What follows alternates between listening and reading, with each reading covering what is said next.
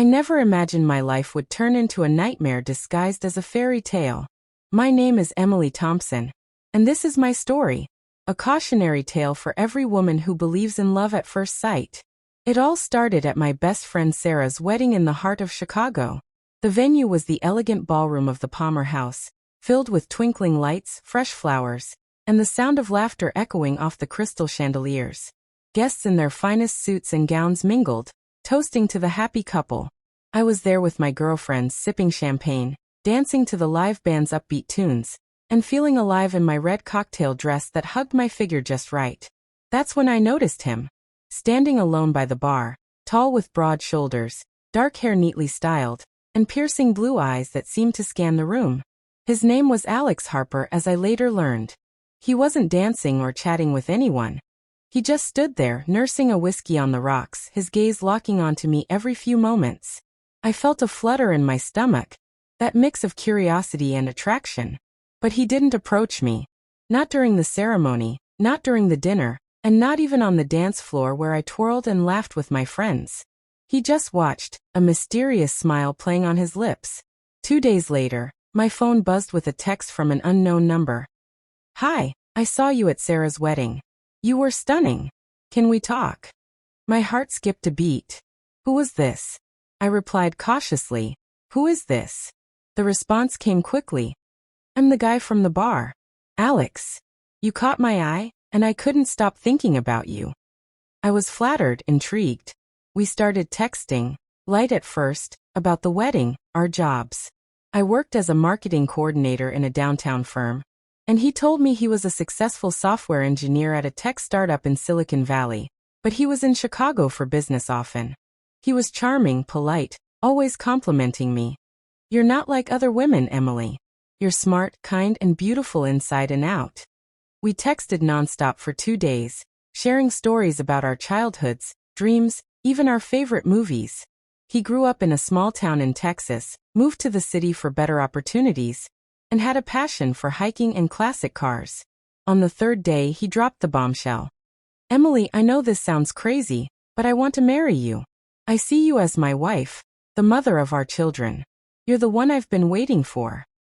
I stared at my phone in shock. We hadn't even met in person beyond that glance at the wedding. "We barely know each other." I texted back. "I know enough," he replied. "Please say yes. I'll make you the happiest woman alive." His words swept me off my feet. In a world of swiping left and right on dating apps, this felt real, passionate. I was 28, tired of casual dates that went nowhere. So, against my better judgment, I said yes. Our wedding was rushed but romantic. A small ceremony in a quaint chapel in the suburbs of Chicago, with just family and close friends. I wore a simple white lace dress from a boutique on Michigan Avenue, and he looked dashing in a tailored navy suit. We exchanged vows under a floral arch, promising eternal love and fidelity. The reception was at a cozy Italian restaurant, with pasta, wine, and toasts to our future. That night, as we honeymooned in a cabin in the Wisconsin Dells, he whispered, "You're my everything, Emily." The first few months were blissful. Alex was attentive, surprising me with flowers from the local market, cooking breakfast in bed on weekends, and planning spontaneous date nights to rooftop bars overlooking the city skyline. He'd leave notes on the fridge. "Can't wait to come home to you, my love." We talked about starting a family, buying a house in the suburbs with a white picket fence. He gifted me a diamond necklace for our 1-month anniversary, saying, "This is just the beginning." I felt like I'd won the lottery, a handsome, successful husband who adored me. My friends envied us, my parents beamed with pride. But cracks began to show after about a month. One evening, I caught him smiling at his phone while we were watching Netflix on our couch in our Lakeview apartment. "Who are you texting?" I asked playfully.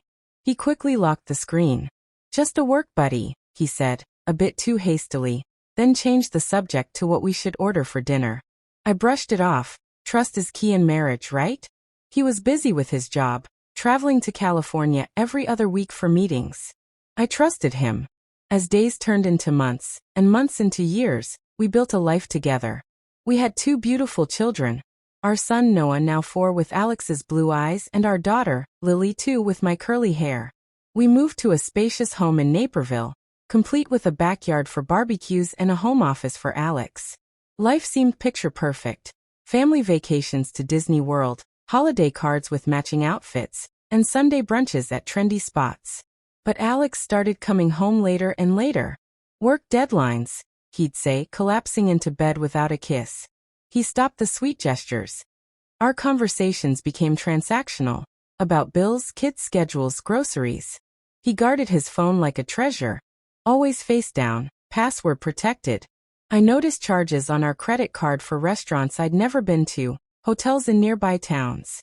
Business expenses, he explained vaguely. I felt a gnawing doubt, but pushed it away. We were a family, surely he wouldn't jeopardize that. One weekend he said he had a conference in Milwaukee and wouldn't be home for 3 days. I nodded, kissing him goodbye. But something felt off. That night, alone with the kids, I couldn't sleep. Why was he so distant? Why no more I love you-s? The turning point came one rainy Tuesday evening. Alex had left his phone charging on the kitchen counter while he showered. It buzzed with a notification. My heart pounded as I picked it up. The lock screen showed a preview. Can't wait to see you again, my love. Last night was amazing. From a contact named J. Work.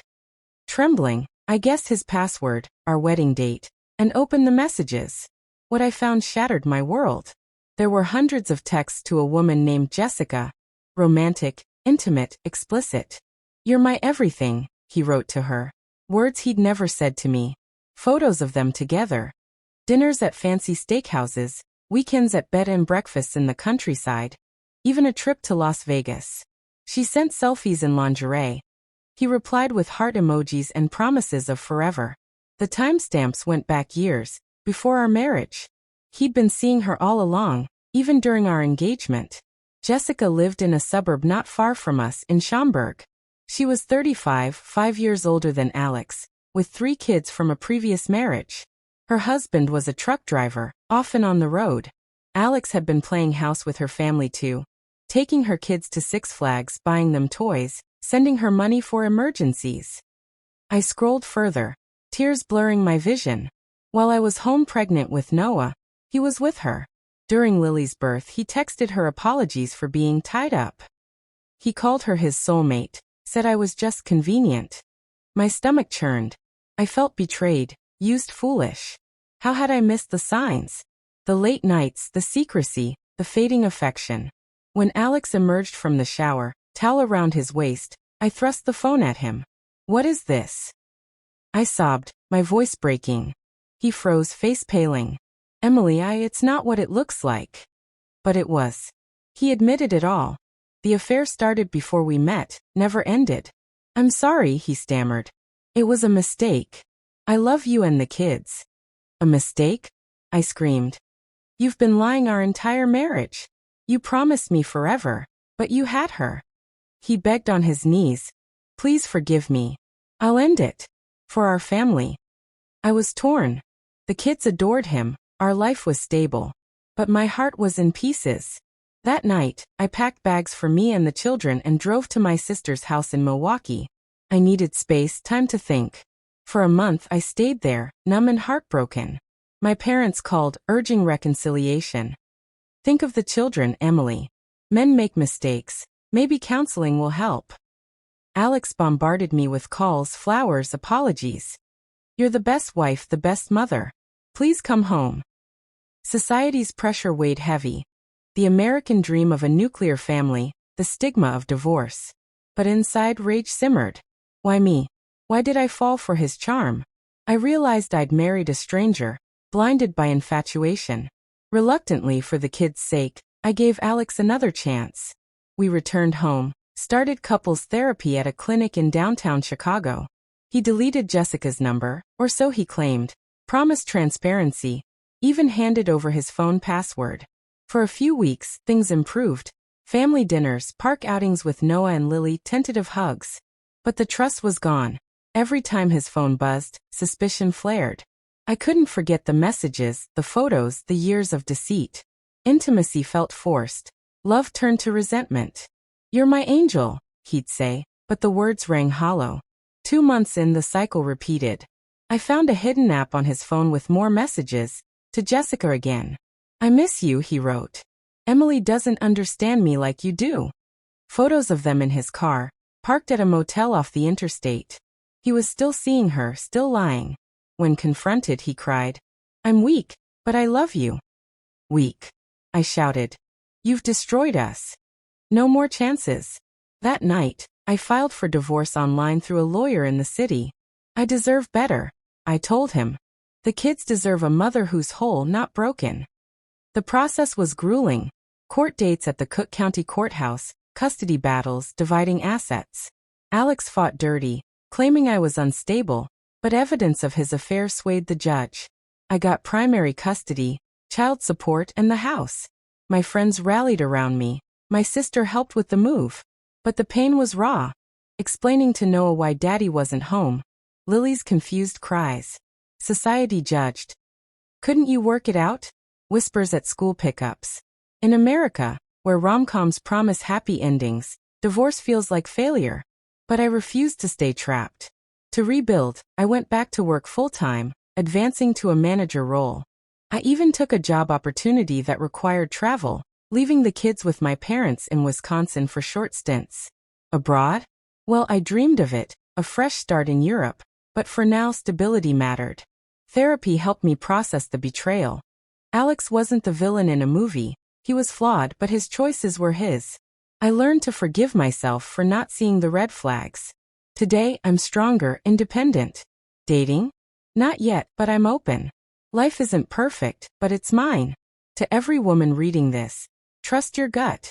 Love shouldn't hurt. If it does, walk away. You're worth more than lies. My story isn't unique, but sharing it empowers me, and hopefully you. Don't regret the past. Use it to fuel your future. I'm Emily, survivor, mother, warrior. And I'm free.